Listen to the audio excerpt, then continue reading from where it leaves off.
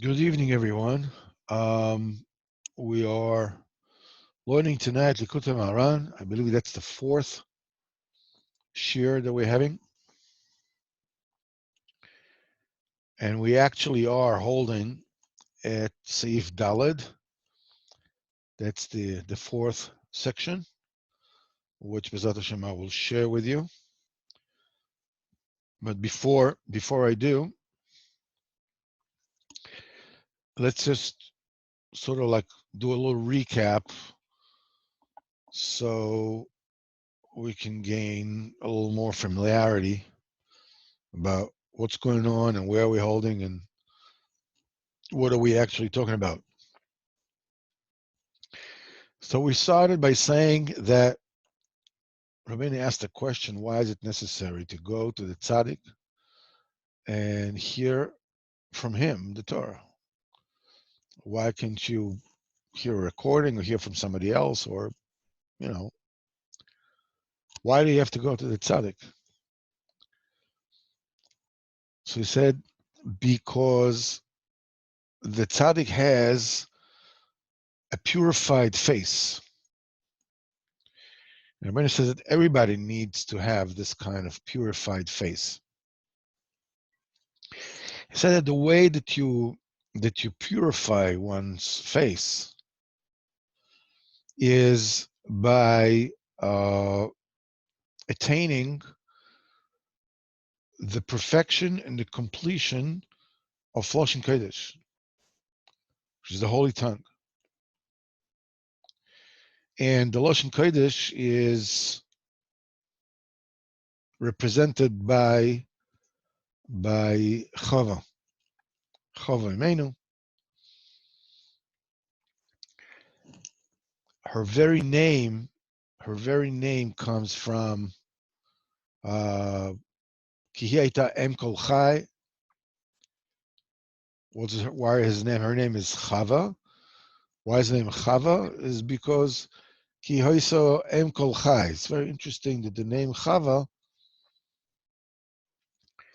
is also the root for the verb to experience.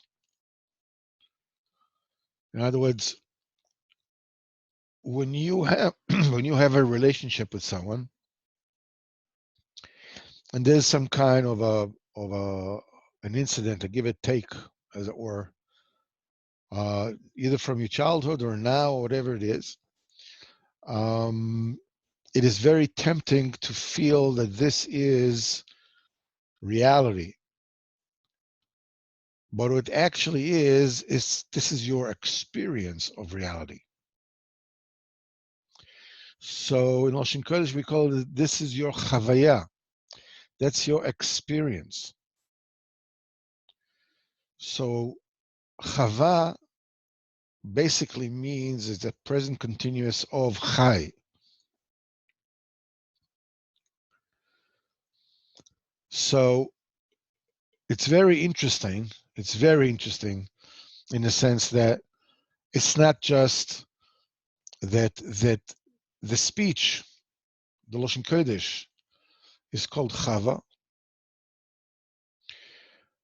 but the source the source of life itself as Chava Imenu is the grammatical root of the word to experience. It comes to tell you that it is by purifying your experiences on one hand. On the other hand, by realizing that experiences, create feelings, and feelings are not necessarily facts. In fact, feelings are not facts. Feelings are feelings. They're very important, but they're not facts. Feeling is how you react to the reality, how you interpret reality, and that causes you to feel a certain way. But these are not facts.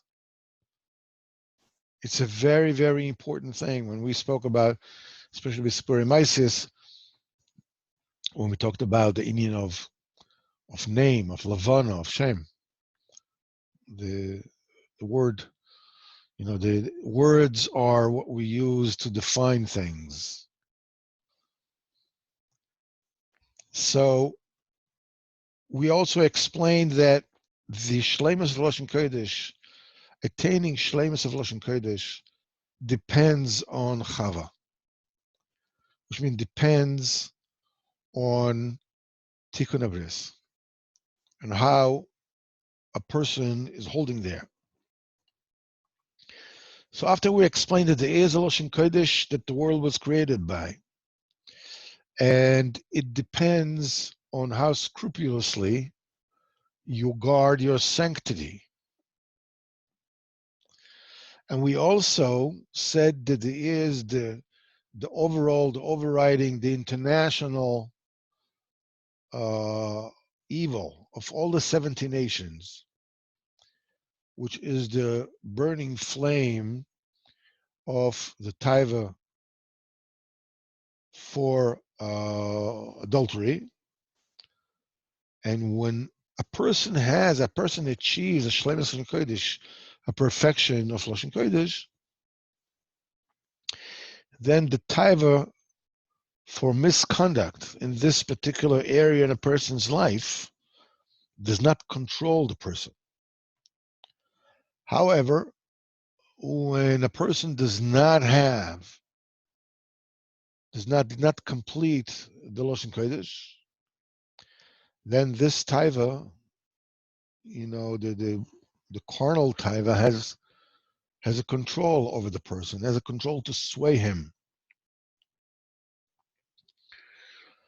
We also explained that it is the Shleimus Lashon Kodesh is achieved by, as we said, by Shmiras Habris. We also said that it is also achieved by a lot of diburim to HaKadosh Baruch Hu. Speak to HaKadosh Baruch Hu a lot and ask him to bring you close to him. And every single dibur that you speak to HaKadosh Baruch Hu brings you closer and it makes it easier for you to guard your covenant for Tikkun Abris. And vice versa. The more scrupulous you are about, keeping your purity the way it's supposed to be, the easier it is to keep the covenant, to keep your sanctity. That's the way it works. And then Rabbeinu got into, we spoke about the fact that Rabbeinu said that there is an in-between. We have on one side, you have the kedusha, the holiness. On the other side, you have the tumah, and in between them, there is something which is called klipas noga. Klipas noga is like the in-between zone, and the in-between zone is mixed of good and bad, and this is the thing that allows the evil to have access to the Lashon Kodesh, because it is in the Kedusha where all the sustenance, where all the holiness is to be found. So, and on the other hand, it is through the exploitation, as it was, the mining of the Klipas Noga, that the person perfects his Lashon Kodesh. Klipas Noga presents a challenge. It presents a challenge to a person. There is what to gain from it, and there's what to lose from it. If you allow it to win over you, to drag you down, it does exactly that. It drags you down. It takes your Shmiras Habris down. On the other hand, if you overcome the challenge that is presented with the Klipas Noga, you perfect the Loshen Kodesh. And you zerchet the Shmiras Habris, both ways. And Rabbeinu calls the Kedusha Isha Chachama, a wise woman. And he calls the Tumah Eshes Ksilus, a woman of stupidity, a stupid woman. And in between them, the Klipas Noga is called Isha Maskelas, which means a learned woman. Now, Maskeles, the word is Mem Shin Chaf Lametaf, can be read, depends what vowels you use.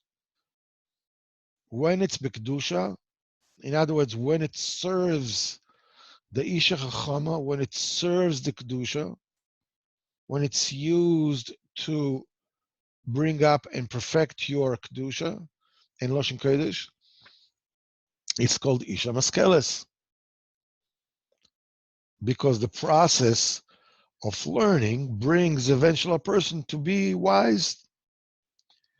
However, if a person does not use it and it's being abused by the temptations of the Klipas Noga, then it's called Isha Meshakeles Lalina. It's a woman that loses her children, as it were. Chas v'chalila. Lalina v'lalechem. In other words, either you gain seichel, either you gain wisdom, or chas v'chalila you lose. You lose whatever it is that you had. And what do you lose? You lose life. Chava is life. Shmiras Habris is life. So that's why the term Meshakeles means someone, lo aleinu, a woman who lost a child, lost a life. Because it is the offsprings of a person. It says Ella told us Yitzchak, and told us Avram, said Ella told us Noach, this is, says Ella told us this is Torah and Masim Tevim. These are the offsprings. Now we need to understand a little bit about this. We started speaking about it the last time, that there is like 3 zones, as it were. Actually 2, but one of them that creates a space for itself in the middle. We have the side of holiness and we have the side of Tumah. But there's another way of looking at it. A person has the level of thought. When the thoughts are not focused, they do not bear any fruit. What happens is that a person is basically circling around himself. A thought rounds a thought and rounds another thought. This is a level of Ratzon. Ratzon is a will. I want. But Ratzon and thoughts are 2 separate things. I'm talking about productive thoughts. Ratzon is formless. It is also considered as a makif. It surrounds your body. It surrounds you. Basically, you want this. You basically want that. Ratzon is something that it also allows for multiplicity. You want a lot of things. You want money. You want to be comfortable. You want this. You want that. You want to feel good. You don't want people to insult you. You don't want this, and whatever it is. And what happens is that you go from one will to the other, from one thing that you want to another thing that you want, and nothing ever comes out of it. This is what Chazal said. This is Ein Roya, the eye sees, Valev Choimed, and the heart covets, Uklei Maisa Goimrim, and the tools of deed finish it off. It is important to understand that the level of roya is the level of machshava already, because in between that, as we said, between the kedusha and the tumah, there is a vacant zone.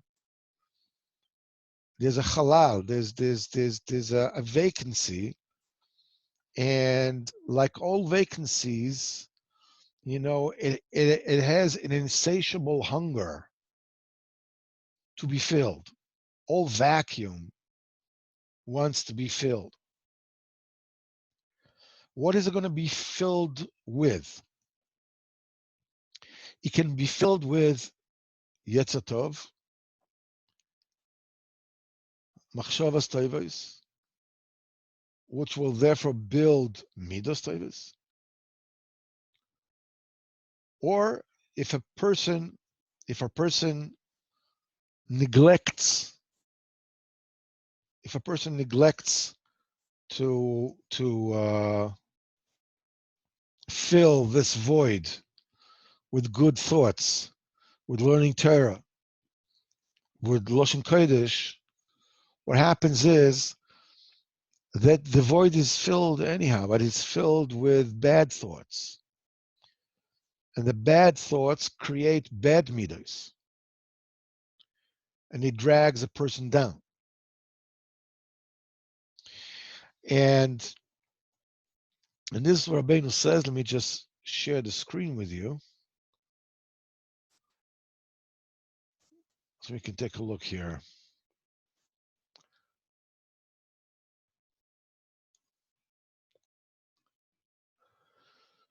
So basically, he says, "V'da that this eshes ksilus zos, this stupid woman, shu klali sarashal shivim loshon, it's not possible for them to be yoinik from Isha Chachom Loshen Kodesh except through a bechina of Etz Hadas Tovara."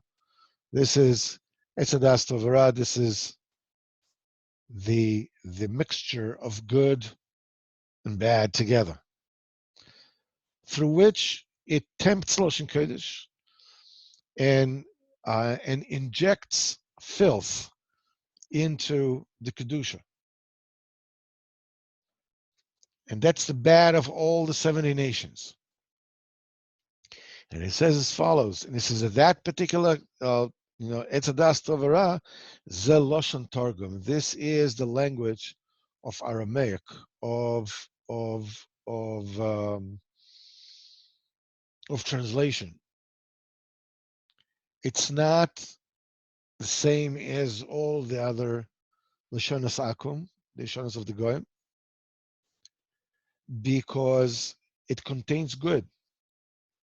And it's not Lashon Kodesh because it contains bad. It contains both. And Rabbeinu says, Shuem Tzai ben Lashon Kodesh, that's the middleman between the Lashon Kodesh and the language of all the 70 nations. And this is how the dynamics of this thing goes. When they want to to suck the life force from Lashon Kodesh. It is not possible except through the Lashon Targum. It is that translation, that middle road. Targum Pchinas Isha Maskeles. And there's a proof. How do we know the Isha Maskeles has to do with that? That is, it's Lashon Targum. It says Maskil Dei Turgeman. The Gemara says that it is in the Chacham, in the time of the Mishnah, the Chacham would say the drasha, and a translator would translate it, to the spoken language, to Aramaic, to make it easier for people to understand. So he says, Maskil Aladeh Turgeman. It means a wisening up through the use of a translator. Ki Lashon Targum yesh bo tov v'ra. Lashon Targum has good and bad. Lefamim pchinas maskil, lefamim pchinas meshaker lo aleinu. And he says, ve'eshes ksilus zois, and this woman of silliness, of stupidity, he mefata sa'isha chachama, it tempts the wise woman, aladei isha maskeles, through this midwife. By the way, if you remember from the story of the exchanged children, the exchange was done through the midwife, the one in between. It says, Ki'ika, and then Rabbeinu says as follows, Ki'ika tigbores aklipa, the main overcoming of the klipa, how the klipa, gets the ascendancy, Eino ela al delashon targum. How do we know this? Arami Ovedavi. When the Arami wanted to, when the Kedusha of Yaakov Avinu was under attack, it is through the Arami, through the Aramaic. Mivchinas min Aram and Cheni Balak. Balak is the Klippa, and he wanted to defeat Am Yisrael. He wanted to bring him down. He wanted to build to curse them. Where did he bring him? From Aram, because the Tuma itself cannot touch the Kedusha unless there is an intermediary. This is Aram, Aramaic, Targum. Shulashon Targum, Shon Arami. Shederech Shamr is through, that's a segue, that they are awakening to suck from the Kedusha. And he says, and vice versa. V'ikar binyano v'shleimus Lashon Kodesh, the perfection of Lashon Kodesh is only possible eino ela al deshe mapilim ara shel targum, that you drop down, that you defeat the bad that is intrinsic in the targum. Umalin esatov shebatargum Lashon Kodesh, and you elevate the good that exists in it to Lashon Kodesh. This is how you perfect the Lashon Kodesh. And we said before, and it's probably worthwhile to say it again. It is through conflict that growth is achieved. You become a world champion by running a distance again and again and again, not but taking a bus. You have to face the challenges, and when you overcome the challenges, you buy the ora primi, as it were. Because there's something that we need to understand. We know we have a lot of thoughts going on in our heads, all kinds of things, whatever it is. But to actually know Torah, how much do we actually know? It's not a lot. And that which we internalize is also not a lot. For instance, we have a basic emuna in Hashgacha. HaKadosh Baruch Hu controls everything. That's in the great white hope. That's in principle. And here we call it begadol, generally speaking. But inside myself, when I come to say how much do I believe in Hashgacha, is I believe that the Kodesh Baruch Hu, I mean the truth. I'm not talking about, the lip service. I believe that the Kodesh Baruch Hu is Mashgiach to a degree. That's the reason why people go and do things they should not be doing in business or else or otherwise. I said, why would anybody cheat anybody else if you believe in Hashgacha? If you believe that everything is up to Kodesh Baruch Hu, what are you getting excited about?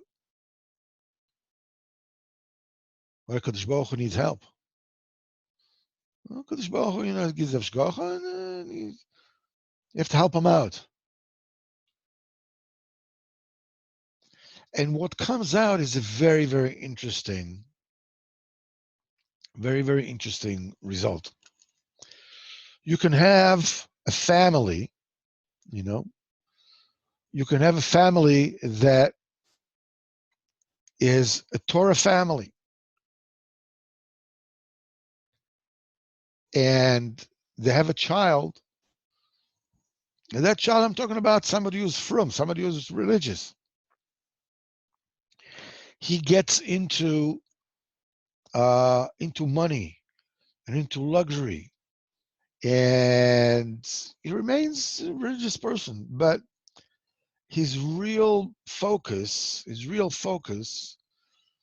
is to make money and to seek luxury. And then you have another child of a not religious family, well-to-do and everything. And this child does tshuva and becomes frum and lives very frugally, in poverty. And you look and you say, like, what's going on here? How did that happen? Where did that come from? The answer is because of the dichotomy between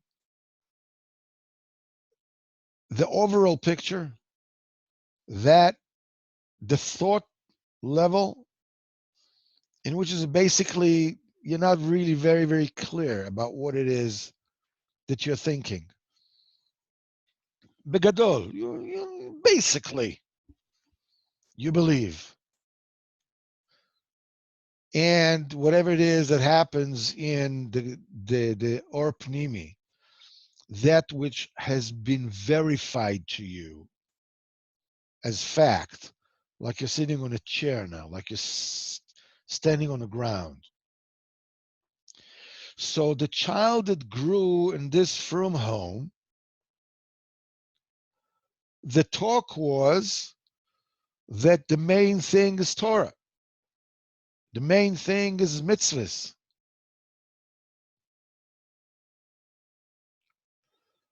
But it was begadol. It was basically that's reality. It wasn't an internalized light. In the middle, there's in that particular, void, the family was struggling with livelihood, with making money. So what did the child actually internalize? Okay, they had a little bit of internalized that Torah is real and you have to live Torah life. But the real message that the child got, the real internalized message that he got is, man, you need money. What about Torah? What about mitzvahs? What about Yiras Shamayim? I didn't say that. Okay, I didn't say anything. I'm not going nowhere. I'm keeping Torah. But the important thing, the message they got, the important thing is because the real hunger was there in the money issue and parnasa issue. This is where the hunger were. Now the thing is, the thoughts are in the head, but the desires are in the heart. If you do not supply the heart with the guidance of focused thoughts, if you just let basically begadol thoughts about Yiddishkeit roam around in your head, in the vacuum, what's going to grow there is the subtle messages of whatever your distress happens to be. If it's money, if it's shlom bayis, if it's hurtful feelings or relationships.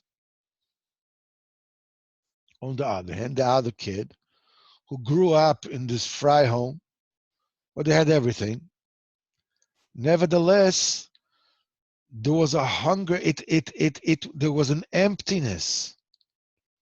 There was an emptiness. Everybody in his house was a superstar.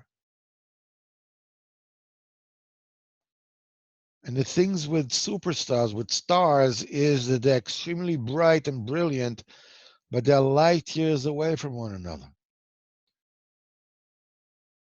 So the hunger of that kid was for content, for realness, for value.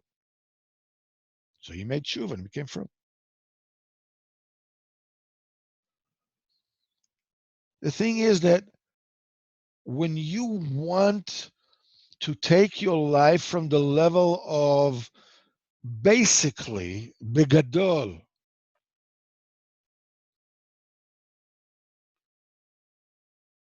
and you want to bring it down so it becomes lemaisa, so it becomes an or pnimi,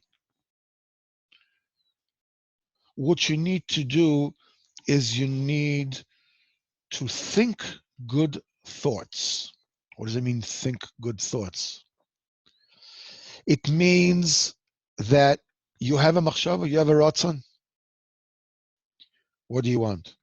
Well, I want this and I want that, I want this. No. What do you want? One thing. What do you want?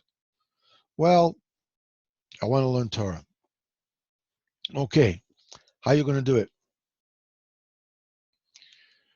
Well, I'm going to call that particular shiva, or I'm going to go on the Zoom this, or I'm going to set myself a seder yom, an itinerary, whatever it is, I'm going to do it. What happens is that this begadol, this generally speaking, gets focus. And when you bring these thoughts into this vacuum,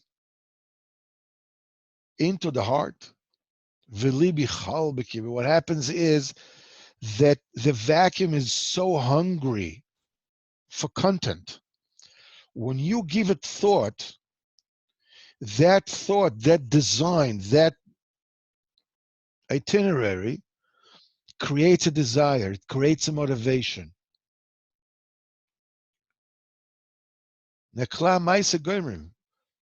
I mean, the deed is already, it comes out by itself. When you have the will, when you have the motivation, the deed is an automatic result.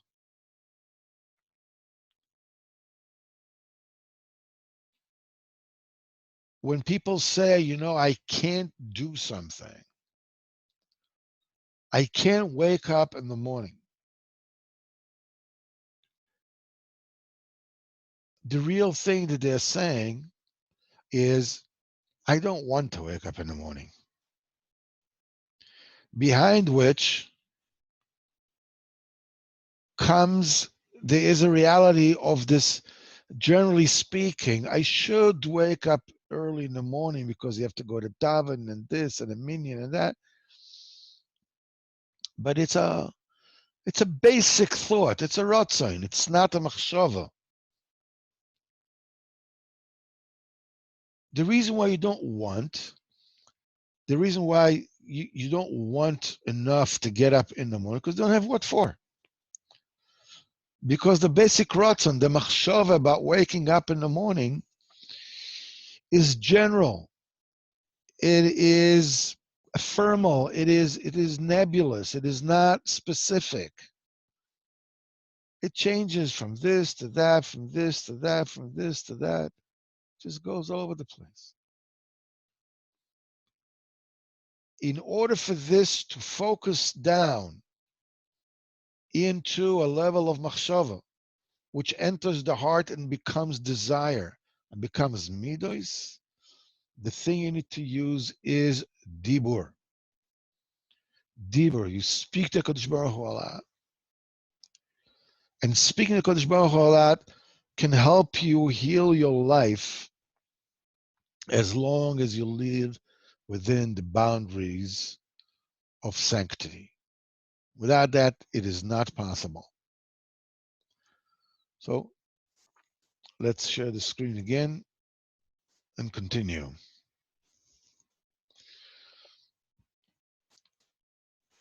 And Milovan Arami, Shehu Arami Oivedovi, that is the Aramite that wants to totally destroy my father. Ratza Linok Mekdusha de Targum, he wanted to suck off from the Kedusha through the conduit, the interface of Targum. So when Yaakov Avinu and Lavan built a monument and they made a treaty, they made a covenant between them to normalize their relationship. Lavan called him one name and Yaakov Avinu called him another name. What did Lavan call him? Alken Karaloi Yagar Sadusa, a stone of testimony, a monument of testimony in Aramaic. The Yaakov, however, Hayamal has Targum Lashon Kodesh. Alken Karal Gal Ed. That's why he called him Lashon Kodesh. A monument of testimony. And now, Lashon Kodesh. And now, Rabbeinu says, when it speaks about the creation of Chava, which in herself is alluding to Lashon Targum. I'm sorry, the Lashon Ruach HaKodesh, Lashon Kodesh. V'yapel Hashem Elokim tardema ala Adam v'yishon v'ikav echad tzaloisav. And Hashem has dropped down tardema, slumber, is on Adam and created Chava. Tardema, slumber, in Gematria is Targum. It's the language of translation. Ki al-dei Targum, it is through the Targum. This is through the slumber. This is how Chava was created. It is through the Targum. It is through facing up to the challenges in your life in this arena of Klipas Noga that the Lashon Kodesh is being perfected. It is through the Targum that the main finishing, Lashon Kodesh, validation, ma'alina satov shebat Targum Lashon Kodesh, ma'pilin arashabo. It is through that you elevate the good that is intrinsic in the Targum. You elevate it to Lashon Kodesh, and that already discards the bad. In it, it sifts the good from the bad, and it drops the bad. It discards the bad. Shebo noiflin kol hashivim loshon. All the 70 languages fall down. They have a defeat. Loshon nofel loshon, a language falling on a language, which means the rise and fall.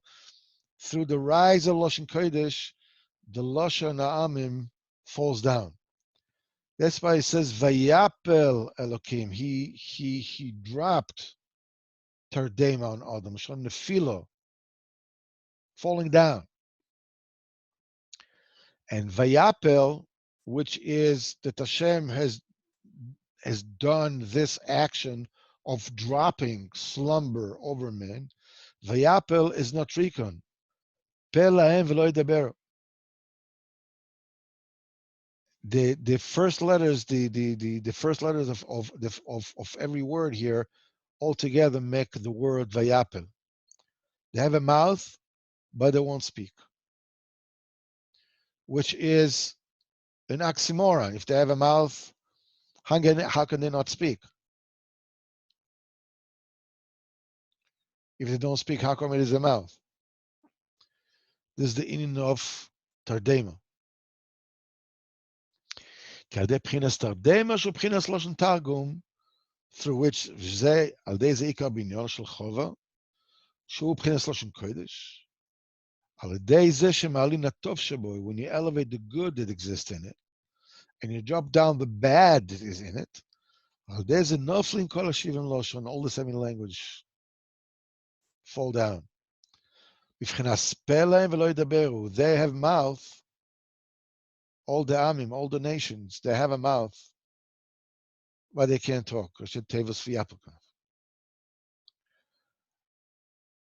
Just a little bit of a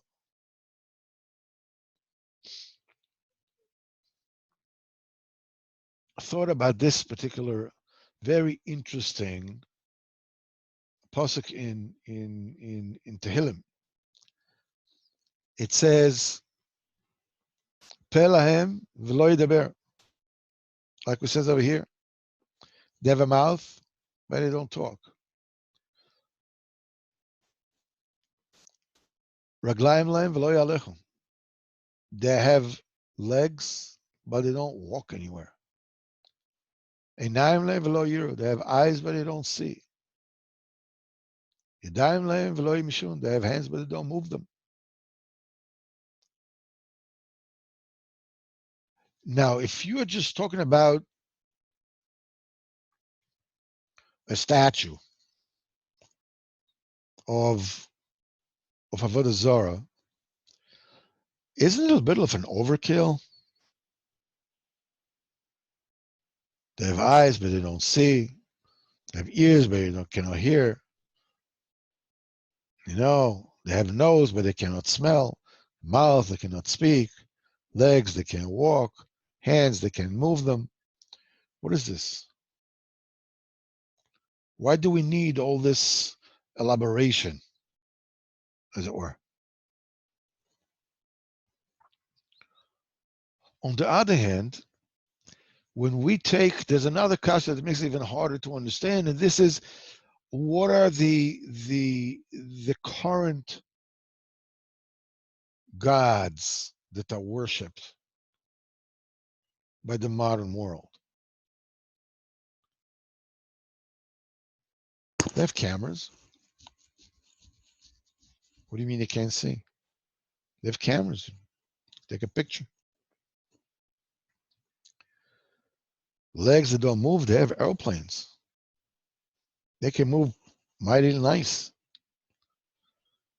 They have a nose and they can smell. Why? They have these sensors, that can smell particles. Talk?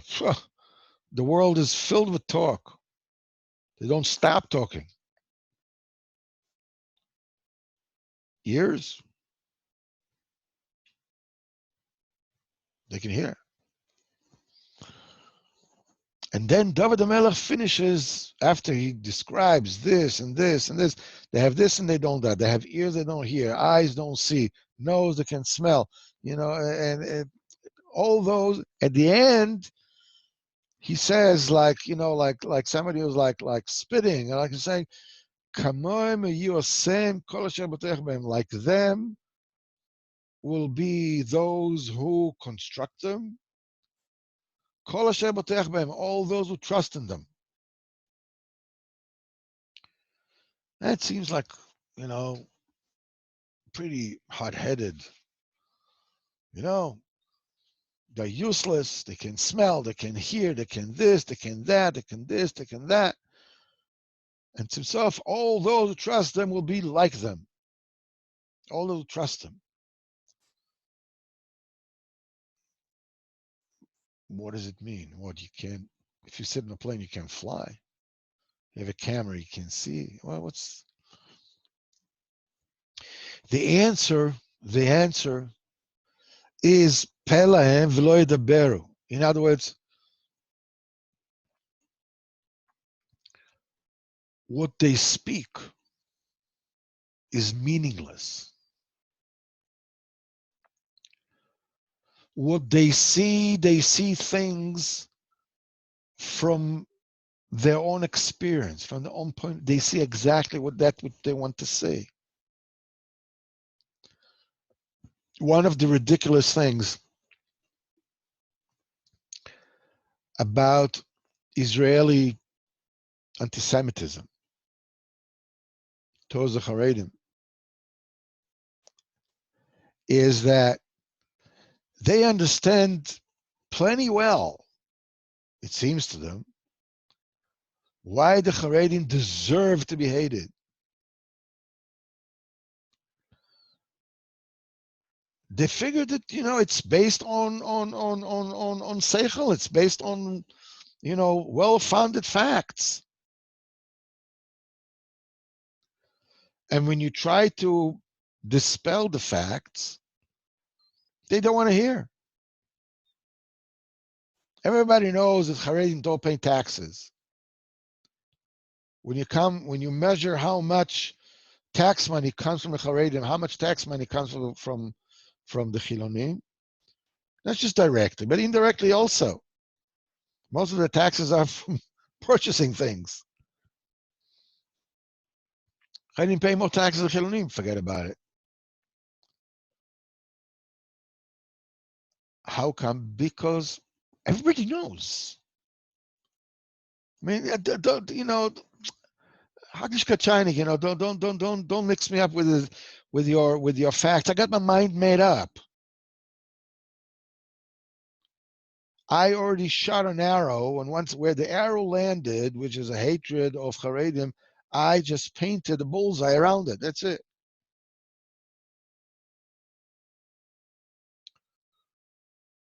And they just cannot fathom, why do the Goyim hate them? What could be the reason? Why are they against us? Can't we see that we're the good guys? No. They can't see that you're the good guys. The same way that you cannot see that the Haredim are the good guys. And the reason why they cannot see that you're the good guys, because they don't want to see that you're the good guys. Like you don't want to see the Haredim are the good guys because you don't want to see that they're the good guys. You're not even open to that possibility. A nine lamb, they have eyes, but they don't see. They have eyes, but they don't see because they see that which they want to see. Oznaim v'lo yishma'u, they have ears, but they don't hear because they hear what they want to hear. And ultimately, Pele and v'lo yedaber, they have a mouth. Man, do they have a mouth. Man, do they have a mouth? It's a torrent. It's a tsunami of words of nonsense, but it's meaningless. Pe lahem v'lo ydaber. Yeah, they have a mouth, all right, but they don't say anything.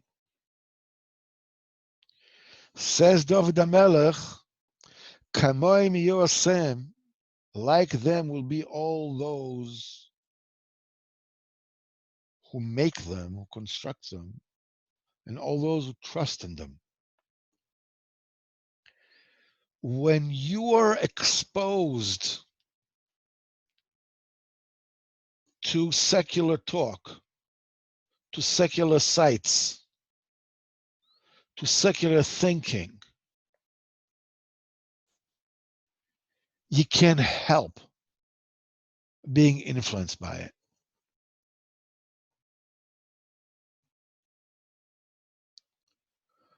My mother-in-law, may she live for many more years, she likes to ask me like politics, like, what do I think about this, about that? And I tell her, I don't know.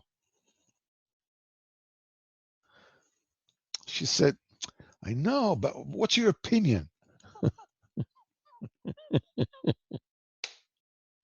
The difference is my opinion. Either I know it's good or I don't. What is this hypothesizing in the middle? It means I'm bored. So let's talk politics. Let's talk sports. Let's talk sports. Who's the biggest slugger of all time? Who's the best hitter of all time? Let's talk about that. He's a nothing compared to this one. Forget about it. He couldn't carry his baseball bat. What are you talking about? Whenever it is that you're exposed to that, bad thoughts create bad midos. It creates bad desires with bad motivation create bad deeds. Bad deeds create bad reality. You're exposed to that, you become that. Then suddenly what you talk about doesn't matter. You can live inside the Haredi society, the Frum society, and you have tinus within the little world of Shomer Shabbos Judaism. What is this? What are these rabbis? What the heck do they want from our lives? Why don't they give hechsher to a gym that has television in it? What's wrong with them? Why are the rabbanim sticking their noses in the places where they don't belong?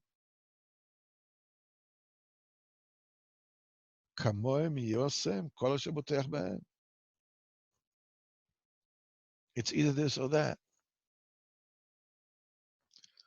Let's just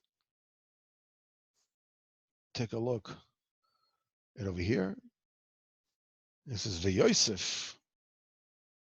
Now we're getting to this. The Yosef, since he had Shlemus Lashon Kodesh, he had the perfection of Lashon Kodesh.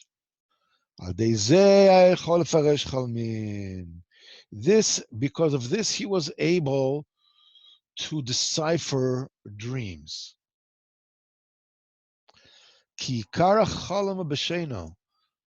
When does a person dream? If he's a shtickle healthy, is when he's asleep. In a state that true and imagination intermix, and you don't know which is which. When a person is Zocher Lashon Kodesh, means he's Zocher to the ability to know what is real and what is imaginary. That's why Yosef could enter can understand the state of slumber. He was the master of it. He knew what was real in it and what was a dimion. אבל כן יוסף, שזכה לשלושן קודש, which is perfection is through the Tadema. Al ken haya yodeh lefashech. I mean, this is why he was able to interpret the dreams, which happened during the Tadema. And Reb Nosson explains a little bit further, kizacha levara, because he was zeichet to decipher and to purify the bechina of Loshen Targum. In other words, the state of slumber. What does it mean that he was zeichet to purify it? Dehainu la'alos hatoiv, to elevate the good that exists in Loshen Targum, and to elevate the Loshen Kodesh. And automatically, ulahapila rashabo, and to drop down and to throw down the bad, to discard the bad in it. Shezeu, this is the meaning of Shleimus Loshen Kodesh. Al de Loshen Targum. You are dealing Loshen Targum. You're struggling Loshen Targum. You're facing the music with Loshen Targum, and you complete Loshen Kodesh. Okay, that's why he knew how to interpret the dream, which is Pchinas Targum. And this is the key sentence, he could take the good and the truth, which exists in the state of dream, or the state of slumber, state of sleep, which is Targum. Because he being mevarer, the Loshen Targum, Shleimus Loshen Kodesh, he was zeichet to this. Meaning to say,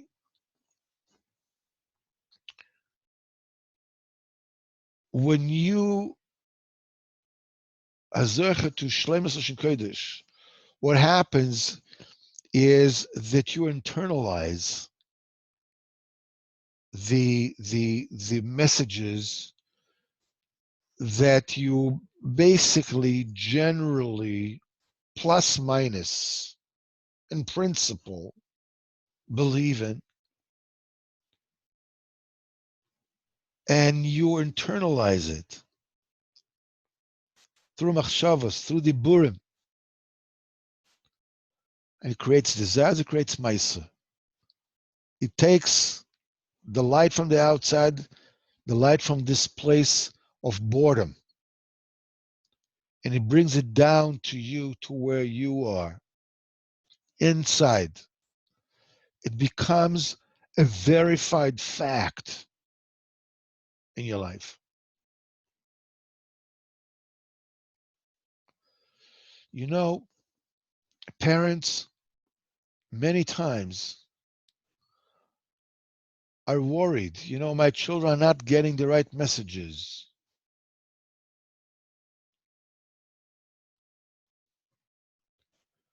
Children are super sensitive to get the right message.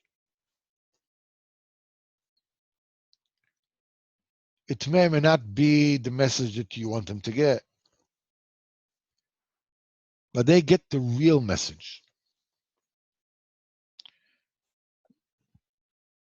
They see everything and they know everything. If you want your children to get the right message,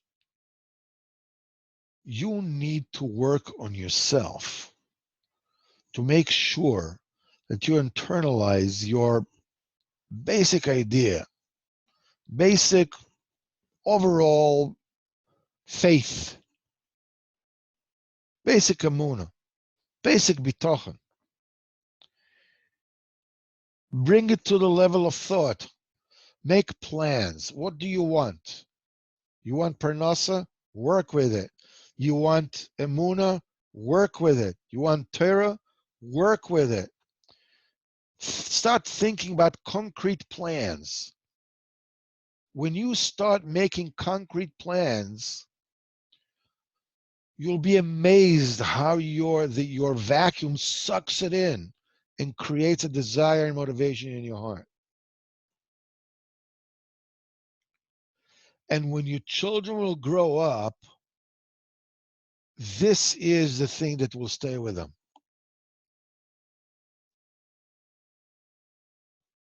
How confused you are, how solid you are.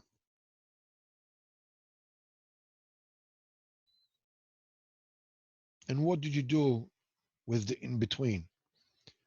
Did you spend the time arguing with your spouse, or spending time out of the house, or trying to have fun, going to sports bars or whatever?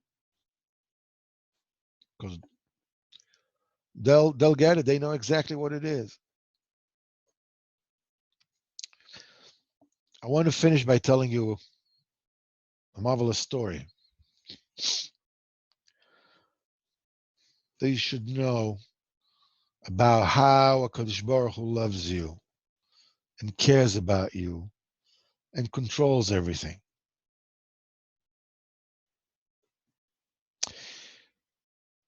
I heard it from my friend Michael Rothschild from Chofetz Chaim Heritage Foundation. He says there was a person, just a second, there was a person,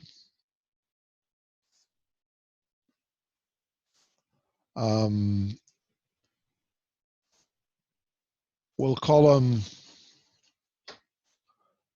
Moshe Rappaport, for argument's sake. And he had an old mother that lived in a nursing home. And every Wednesday afternoon, like clockwork, same time, this Moshe Rappaport would go to visit his mother, his old mother, in room 608 every single week. One day, he gets a phone call from the nursing home. And they tell him, listen, we are awfully sorry to tell you this, but they said your mother passed away. And the guy is shocked. I mean, she wasn't even sick. She felt great. But Kitzur, what can you do? Whatever it is. And then there was a Levaya and the whole thing. And at the end, there was a funeral and he said Shiva, the whole thing. And when he's sitting Shiva, the phone starts to ring and he looks at the phone and he gets a shock of himself. His mother's phone, his mother's number.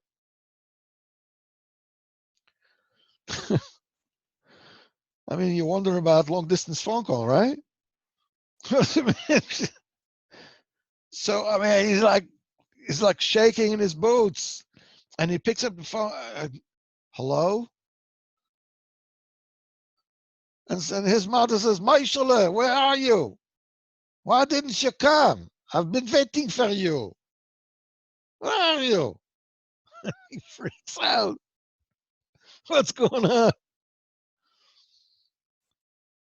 So he calls up the administrator of the nursing home and he tells him what's going on. So the administrator goes and checks and he comes back to the phone and he is like shocked. And he says, I'm so sorry. I'm so sorry. We have another Mrs. whatever the name was. At room 708. She's the one who passed away. Your mother's okay. And the guy, he basically faints. Oh, well, unbelievable. I mean, he's happy, but, he's ready to hit the guy with the sledgehammer. But the administrator now is under. Boy, is he in trouble. Now he has to go. He has to call the son of the woman who passed away from room 708 and tell him, Shem Yerachem, his mother passed away and she was buried. It was a Levaya and she was buried, and the son didn't even know about it. And he calls the son and he tells him about it. And as he tells the son, you know what the son says? She won. She won. She won. And the administrator goes like, come again, what do you mean she won? So the son answers as follows. My mother was a religious Jew, he says, and I left Yiddishkeit. And I told her that once she passes away, that she's going to be cremated. And she didn't want to. She said she wanted to be buried. And I said, and the son says, I said, no way. She won. Kadosh Baruch Hu rules the world. So Bezat Hashem, up to now, we are all, as they say, you know, Kadosh Baruch Hu, Kadosh Baruch Hu rules the world, as they say that, you know, people say this is a small world. You know, it's not a small world. It's not a small world. It's just well run. B'ezrat Hashem, we'll talk Motzei Shabbos when we will learn Sichas Haran. Should all have a good Shabbos. And B'ezrat Hashem should have a good Chodesh.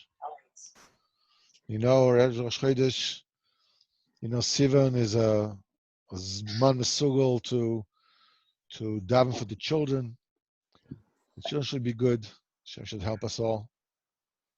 Well, good Shabbos, and thank you so very much for staying with me. I appreciate that. Thank you. Shabbat shalom. Take care. Thank you so much. Shabbos. Good Shabbos. Good Shabbos. Good Shabbos.